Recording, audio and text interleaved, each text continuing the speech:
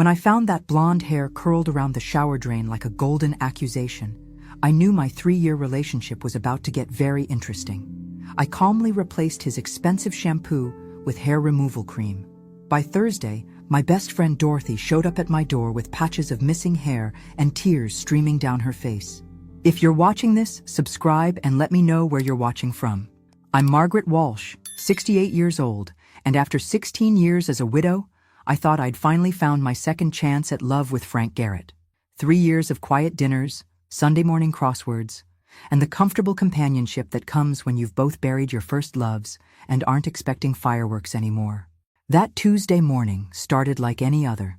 Frank had left early for his weekly golf game with the boys, kissing my cheek and promising to pick up groceries on his way back. I was humming an old Sinatra tune while cleaning our shared bathroom. Yes, we'd reached that comfortable stage where we each kept toiletries at the other's place.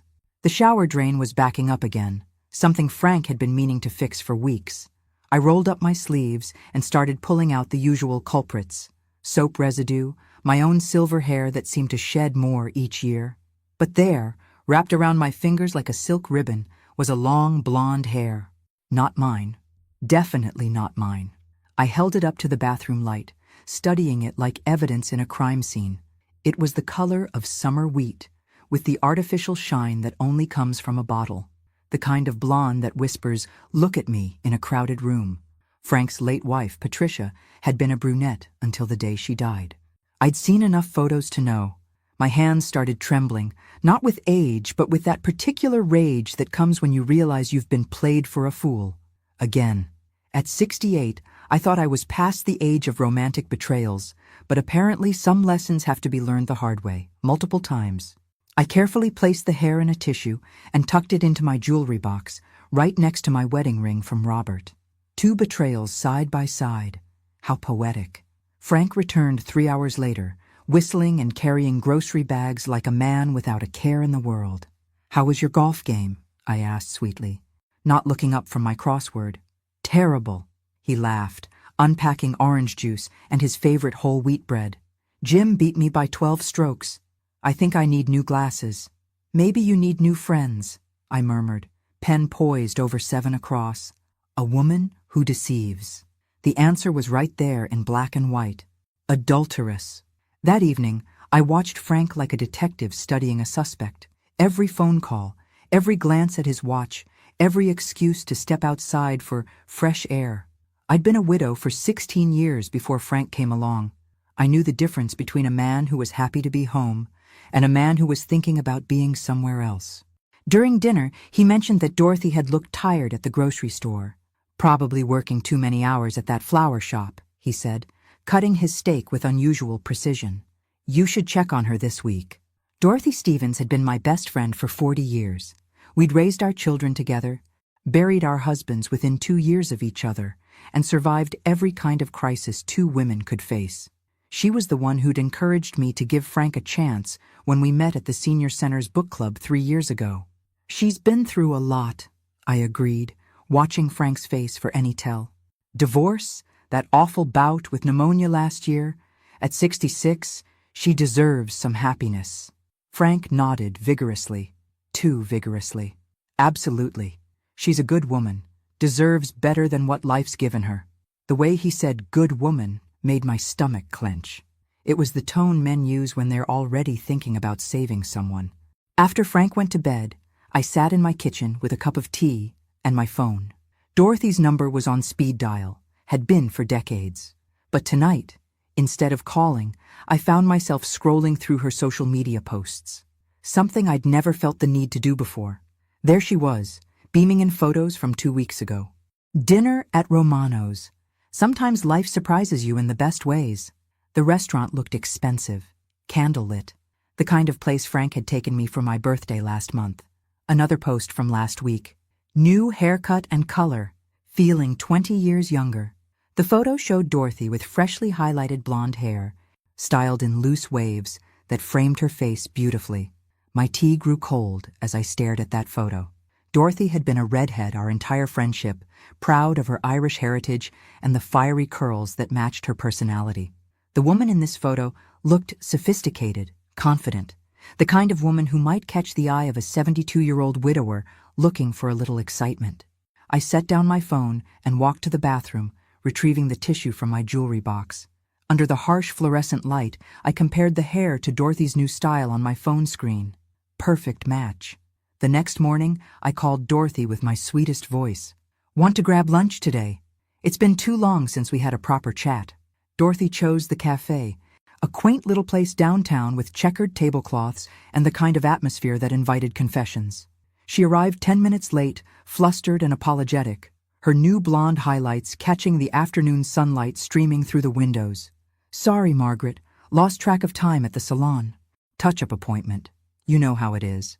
She slid into the booth across from me, unconsciously running her fingers through her freshly styled hair. "The blonde looks lovely on you," I said, meaning it. Dorothy had always been pretty, but this new look gave her a glow I hadn't seen since before her divorce 5 years ago. "Very youthful," she blushed like a teenager. "Oh, this old thing? Just needed a change, you know? 66 is too young to feel invisible." I ordered the chicken salad. She asked for just coffee. "Not hungry?" I pressed. "Had a big breakfast," she said quickly. Too quickly. Dorothy had been diabetic for 10 years and never skipped meals. "So tell me about Frank. How are things going with you two?" It was a question she'd asked dozens of times over the past 3 years, usually with genuine enthusiasm for my late-in-life romance. Today, her voice carried a different tone. Guilty curiosity, maybe, or the careful probing of someone fishing for information. "Oh, you know Frank," I said, stirring my iced tea with deliberate slowness. "Predictable as clockwork. Golf every Tuesday, grocery shopping after, home by 2:30. Never varies his routine." Dorothy's coffee cup rattled against the saucer when she set it down. That's good. Routine. Stability. I took a sip of tea, letting the silence stretch until it became uncomfortable.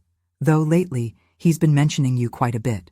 Her face went pale beneath her carefully applied foundation. "Me? What about?" "Oh, just that he thinks you've seemed happier lately. More vibrant. He noticed the new hair color when he saw you at the grocery store yesterday." "He did?" The question came out as barely a whisper. I leaned forward, my voice gentle but my eyes sharp. "Dorothy, you've been my dearest friend for 40 years. Through Robert's death, through your divorce, through every crisis either of us has faced. If something's troubling you, you can tell me." For a moment, I thought she might. Her mouth opened, her eyes filled with tears, and her hands twisted in her lap like she was trying to hold something inside.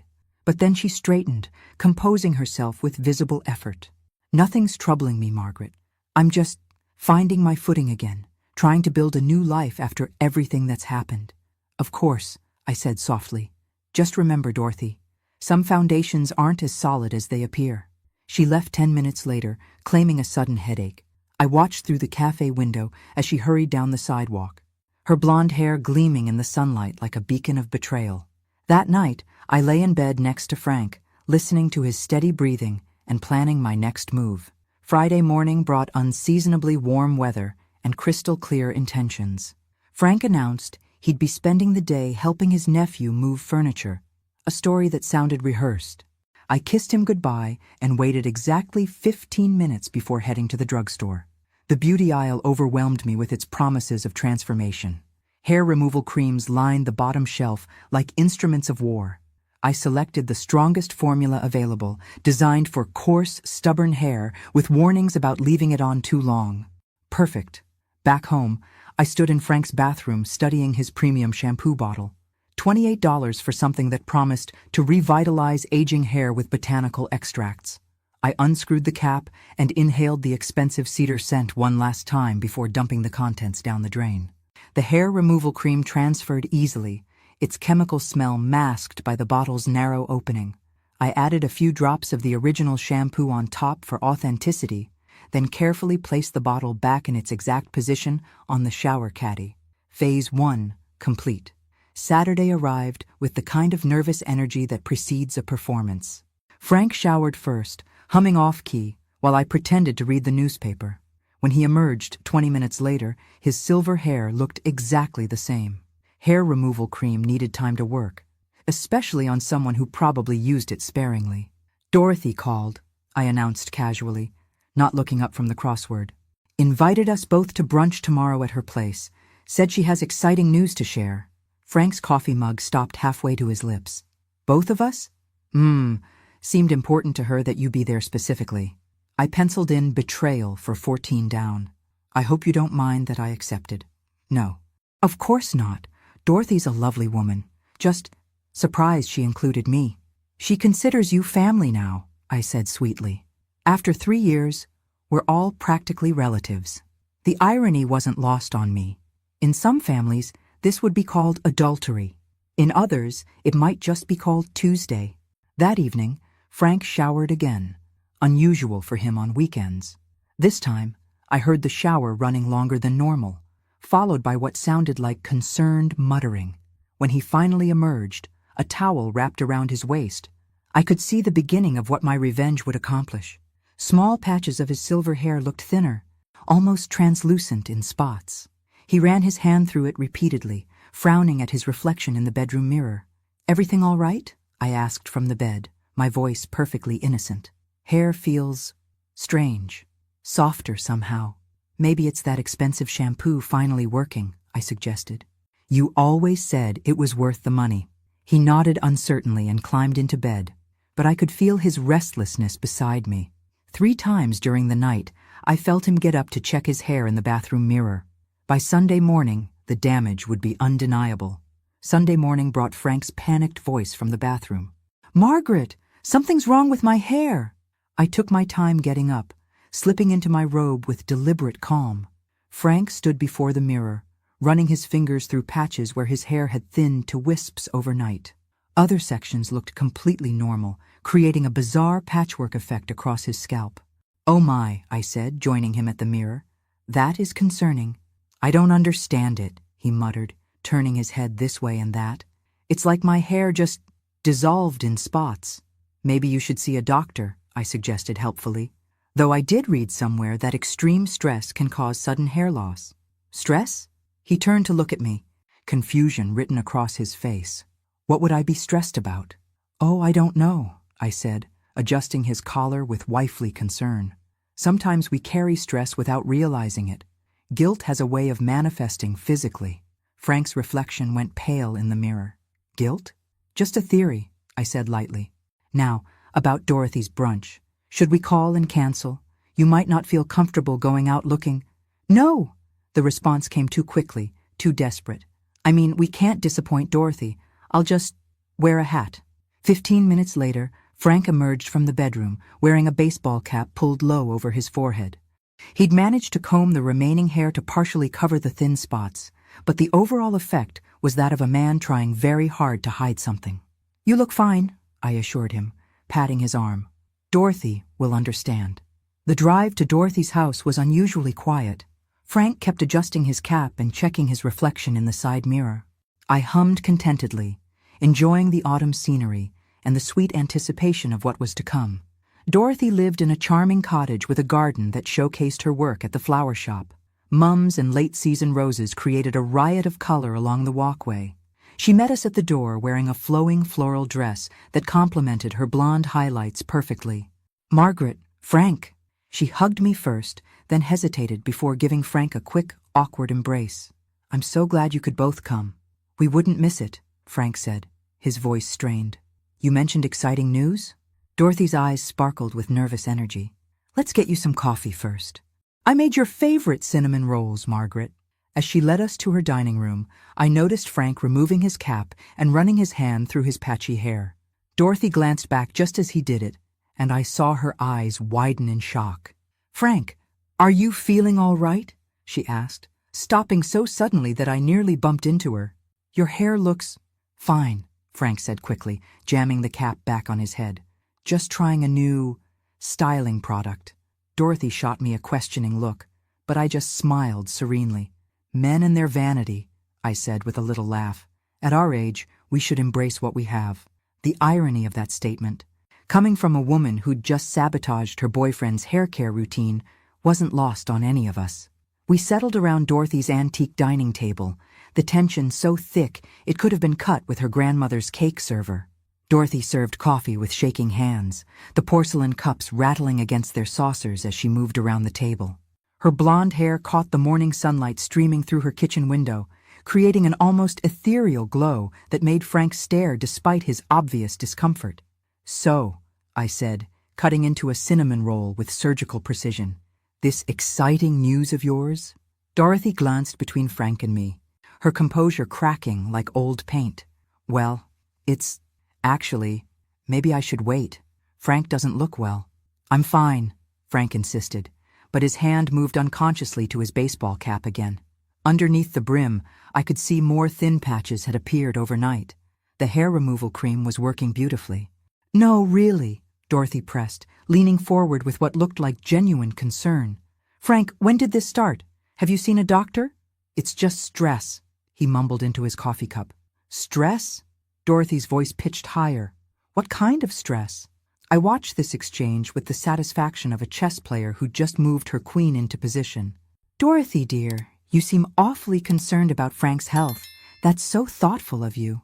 The color drained from her face. "Well, you're both my friends. Of course I'm concerned." "Of course," I agreed, taking a delicate sip of coffee. "Frank was just telling me yesterday how much he values your friendship." "Weren't you, Frank?" Frank's eyes darted between us like a cornered animal. "Yes, Dorothy's been very supportive." "Supportive," I repeated, savoring the word. "That's exactly what I was hoping to hear." Dorothy set down her coffee cup with enough force to crack it. "Margaret, is everything all right?" "Everything." "You're acting strange." "Strange?" I tilted my head innocently. "I'm just enjoying this lovely brunch with my dear friend and my boyfriend. Though I have to say, Dorothy, your hair looks absolutely stunning. When did you decide to go blonde?" "About a month ago," she whispered. "A month," I mused. "Funny timing. Frank's been coming home from his Tuesday golf games so much happier lately. Also, about a month ago." The silence that followed was deafening. Frank's hand trembled as he reached for his napkin. Dorothy stared at her plate as if it contained state secrets. "You know," I continued conversationally, "I found the most interesting thing in my shower drain last week. A blonde hair. Not mine, obviously." Dorothy's intake of breath was audible. Frank's coffee cup clattered against his saucer. "These old houses," I went on, "they hold on to evidence for the longest time. Hair, fingerprints, secrets. Amazing what surfaces when you start looking closely." "Margaret," Dorothy began, her voice barely above a whisper. "Oh, don't worry, dear," I said, standing up and smoothing my skirt. "I'm not angry. Disappointed, perhaps, but not angry."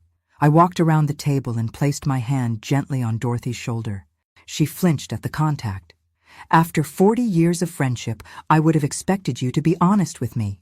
And Frank?" I turned to him, my smile never wavering. "After 3 years together, I thought you had more integrity." I picked up my purse and headed for the door. "Enjoy your exciting news. Whatever it is, I'll find my own way home." Behind me, I heard Frank calling my name, and Dorothy starting to cry. But I didn't look back. Phase 2 was complete, and the final act was just beginning. The truth was about to get very expensive for both of them. Frank caught up with me 3 blocks from Dorothy's house, his baseball cap askew and patches of his scalp visible where the hair removal cream had done its work. "Margaret, please, let me explain." I kept walking, my pace steady and deliberate. At 68, I'd learned that dignity was maintained through composure, not drama. "Explain what, Frank?" "How long you've been showering at my house after visiting Dorothy. How you've been using my bathroom to wash off her perfume." "It's not what you think," he panted, struggling to keep up. I stopped so suddenly he nearly collided with me. "Oh, it's exactly what I think.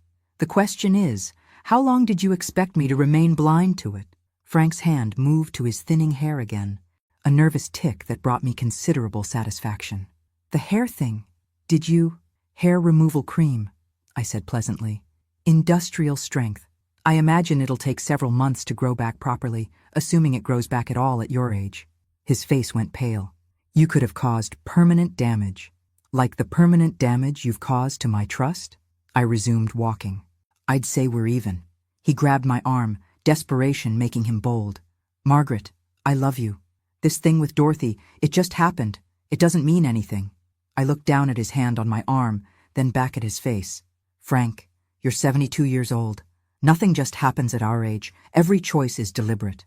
You don't understand, he pleaded. Dorothy was so lonely after her divorce. She needed someone, and you needed to be needed. I finished. How noble of you. Tell me, Frank, how many other lonely women have you rescued over the years? The question hit its mark. Frank's grip loosened, and his eyes couldn't meet mine. There have been others. Finally. The truth. I pulled my arm free and continued toward home. At least you're honest about being a serial savior. I appreciate that level of self-awareness. Where are you going? He called after me. Home. To pack your things. I didn't turn around. You have until 6 o'clock to collect them from my front porch. Behind me, I heard Frank's footsteps stop. When I reached the corner and finally looked back, he was standing in the middle of the sidewalk, his patchy head bare to the world, looking every bit as lost as he probably felt.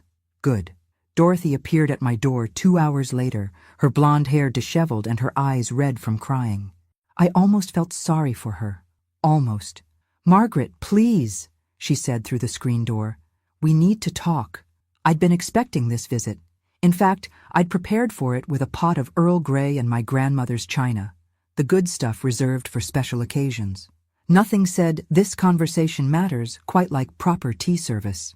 Come in, I said, opening the door.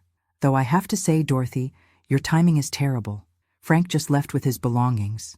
She followed me to the living room, perching on the edge of my sofa like she might need to flee at any moment. I poured tea with steady hands, pleased that my years of hosting church ladies had prepared me for this exact scenario. How long? I asked, settling into my favorite armchair.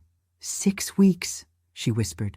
I nodded, doing the math. Right around the time you got the blonde highlights. Margaret, you have to understand. I understand perfectly, I interrupted. You're 66, divorced and lonely. Frank is 72, recently retired, and bored with his predictable girlfriend. You found each other at a vulnerable moment and decided my feelings were less important than your mutual neediness. Dorothy flinched as if I'd slapped her. It wasn't like that. Then tell me what it was like. She twisted her hands in her lap, the gesture so familiar it made my chest ache. 40 years of friendship, and I knew all her tells. We ran into each other at the grocery store about 2 months ago. I was having a panic attack in the cereal aisle. A panic attack? Despite everything, concern crept into my voice. The divorce papers were finalized that morning. 32 years of marriage. And suddenly, I was nobody. No husband, no identity, no purpose. Tears started flowing again. Frank found me crying between the Cheerios and the cornflakes. I sipped my tea, waiting. He was so kind, Margaret. He helped me to his car, let me sob for 20 minutes, then took me for coffee. Just to talk. And talking led to Tuesday golf games? Dorothy's face crumpled. He said you two had settled into a routine, that the passion was gone, that you treated him more like a roommate than a lover. The accusation stung because it held a grain of truth. Frank and I had fallen into comfortable patterns, but comfort wasn't betrayal. So you decided to provide the passion I was lacking? I didn't plan it. Dorothy's voice rose. It just evolved. Coffee turned into lunch, lunch turned into dinner, and then he started showering at my house afterward, I finished. She nodded miserably. I set down my teacup with deliberate precision. Dorothy, in 40 years of friendship, have I ever lied to you? No. Have I ever betrayed your confidence? No. Have I ever pursued a man you were interested in? No. But then help me understand why you thought it was acceptable to pursue mine. The question hung in the air like smoke from a fire neither of us could extinguish. Dorothy left an hour later, no closer to forgiveness than when she'd arrived. I watched from my front window as she sat in her car for 10 minutes, crying into her phone, probably calling Frank, seeking comfort from the man who'd caused this entire mess. I'd given her the same choice I'd given him, honesty or absence. She'd chosen justification over accountability, which told me everything I needed to know about the friendship I'd thought would last forever. That evening, I called my lawyer. Richard Morrison here. Richard, it's Margaret Walsh. I need to discuss my will. Of course, Margaret. What changes are you considering? I looked around my living room. The antique furniture Robert and I had collected over 25 years of marriage, the photographs documenting a life well lived, the financial security I'd built through careful planning and modest living. I want to remove Dorothy Stevens as my beneficiary and executor. May I ask why? Breach of trust. I'll send you the details in writing tomorrow. Very well. Any thoughts on replacement beneficiaries? I smiled, an idea forming. Actually, yes. I want to donate everything to the Senior Center's Widow Support Group. Every penny. That's quite generous. It's quite necessary, I said. These women deserve better than what they're getting. After hanging up, I poured myself a glass of wine, the good bottle Frank had been saving for a special occasion. Tonight, qualified. My phone rang at 9:30. Dorothy's name appeared on the screen. Hello, Dorothy. Margaret, please don't hate me forever. I don't hate you, I said, surprising myself with the truth. I pity you. That's worse. Yes, it is. Frank ended it tonight, she said quietly. Told me it was a mistake, that he wants to try to work things out with you. I almost laughed. And you're calling to ask if I'll take him back? Are you? I swirled the wine in my glass, watching the deep red liquid catch the lamplight. Dorothy, let me ask you something. If the situation were reversed, if I had betrayed you with your boyfriend, would you take me back? The silence stretched so long, I thought she'd hung up. No, she finally whispered. Then you have your answer. What happens now? Now you learn to live with the consequences of your choices, just like I'm learning to live with mine. I ended the call and turned off my phone. Tomorrow would bring new challenges, but tonight was mine alone. Frank returned 3 days later, standing on my front porch with a bouquet of grocery store flowers and the defeated posture of a man who'd run out of options. His hair looked even worse, the remaining strands wispy and uneven, like a scarecrow after a windstorm. I look ridiculous, he said, without preamble. Yes, I agreed, opening the screen door. You do. The barber said it might never grow back properly. Something about chemical damage to the follicles. That's unfortunate. He studied my face, searching for some crack in my composure. You don't feel guilty at all, do you? Should I? You could have permanently disfigured me. I stepped onto the porch, closing the door behind me. Frank, you permanently disfigured our relationship. I temporarily disfigured your hairline. I'd say you got off easy. Margaret, please, I made a mistake. You made a choice, I corrected. Multiple choices over multiple weeks with my best friend. That's not a mistake. That's a pattern. He set the flowers on my porch railing, his shoulders sagging. What can I do to fix this? Nothing. There has to be something. Tell me about the others. Frank's head snapped up. What others? You said there have been others. How many lonely women have you rescued, Frank? He looked like a man walking toward his own execution. Margaret, I don't see how that's relevant. Humor me. 3, he whispered. My heart stopped. 3 others besides Dorothy? No, 3 total, including Dorothy. So 2 women before me. Frank nodded miserably. Helen Morrison, right after my Patricia died. She was recently divorced, needed help with her garden. And Susan Wright, when I met you, she was transitioning. The pieces fell into place with sickening clarity. Susan Wright, the woman who moved to Florida right after we started dating. She didn't move, Frank said quietly. I ended it when I realized I was serious about you. I gripped the porch railing, needing something solid to anchor me. How long with Susan? 2 years. 2 years. I looked at this man I thought I knew, seeing him clearly for the first time. So while you were courting me, you were sleeping with her. It wasn't like that. How was it, Frank? Explain to me how sleeping with 2 women simultaneously isn't exactly like that. He couldn't meet my eyes. You deserve better than me. Yes, I said simply. I do.